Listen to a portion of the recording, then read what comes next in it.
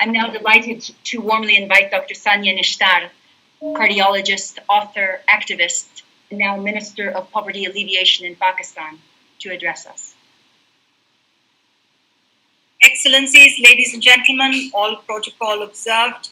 On behalf of the government of Pakistan, I welcome you to this event. And I want to begin by paying rich tribute to Sabina and Ofi, not only for their thought leadership in introducing a new metric for measuring poverty, but also for their efforts to institutionalize its adoption. As you all know, COVID-19 is threatening to wipe out the development gains of the last century. And in doing so, it is also reversing 3 decades of gains in poverty eradication. The MTG on poverty eradication, as you all know, was achieved 5 years ahead of schedule, but now with the corresponding SDG, we are sadly moving backwards and fast. It is, in fact, the first SDG which refers to poverty alleviation, and it refers to ending poverty in all its forms and dimensions, and not just income poverty.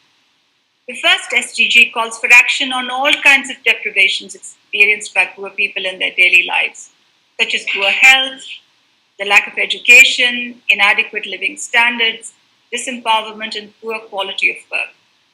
So I'm very pleased to share with you that even before the pandemic, our government had invested heavily in fighting both monetary as well as multidimensional poverty. Our government had set up the largest social protection program in the history of the country. The approach we have adopted targets different disadvantaged individuals through a coordinated set of more than 140 interventions, all of which are linked by theory of change. There are policies and programs for poor women, for non-affording students, the undernourished, for those that risk medical poverty, for others that need livelihood opportunities. There are interventions under the umbrella for daily wage earners, for our overseas laborers, for orphans and widows, for those that are disabled, for others that are homeless, and there are also labor market interventions packaged in this mix. And all these interventions are grouped under the ESAS umbrella, which is our government's signature program, and which in our local language means compassion, as our Prime Minister just outlined. Our government is conscious that now, with the pandemic, it is even more important to address multidimensional poverty. So even while we were grappling with COVID, we rolled out a bold new health and nutrition conditional cash transfer program. We are also scaling up our education conditional cash transfer program nationwide because we realize that the costs of COVID are not limited to lives lost and morbidity. The costs are staggering in terms of hunger and malnutrition and children dropping out of school and foregone healthcare.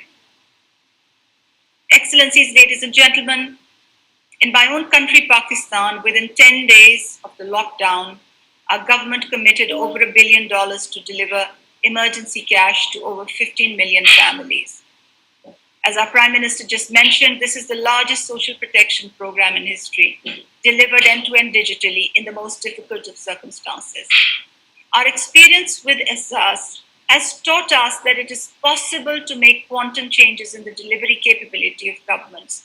But in order for that to happen, bold policy, good data, and an unwavering commitment to integrity and transparency in delivery and whole-of-government mobilization is a prerequisite.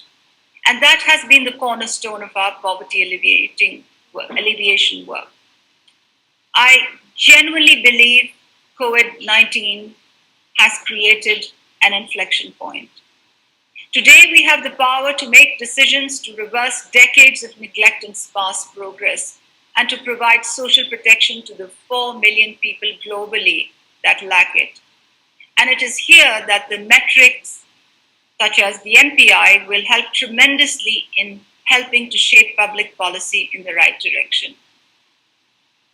History shows us that disasters and their tragic consequences have a tendency to catalyze broad-based social change.